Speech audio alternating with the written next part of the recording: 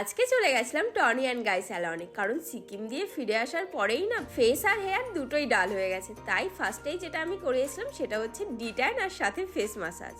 Face মাসাজটা এতটাই relaxing ছিল যে ওই টাইমে তো আমি ঘুমিয়েই পড়েছিলাম। আর ঘুম দিয়ে উঠেই দেখি মুখে আলাদা রকম গ্লো চলে এসেছে, আমার তো বেশ ভালোই লেগেছে। আর ফেস ডিট্যানের সাথে সাথে আমি আরেকটা জিনিস করিয়েছিলাম, হেয়ার ওয়াশ আর হেড মাসাজ, সেটাও বেশ রিল্যাক্সিং ছিল। আর একটা কথা না বললেই নয়, এখানকার স্টাফদের বিহেভিয়ার কিন্তু খুবই ভালো, তোমাদের হোমলি ফিল হবে। স্টার মল টনি অ্যান্ড গাইতে haircut, face massage, detan এগুলো করিয়ে তোমার কেমন?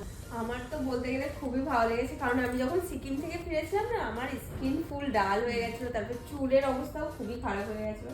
সুতরাং আমি হেয়ার ওয়াশ করেছি, হেড মাসাজ নিয়েছি, তারপরে ফেসে ডিট্যান করেছি, মাসাজ নিয়েছি। আমি খুবই স্যাটিসফাইড।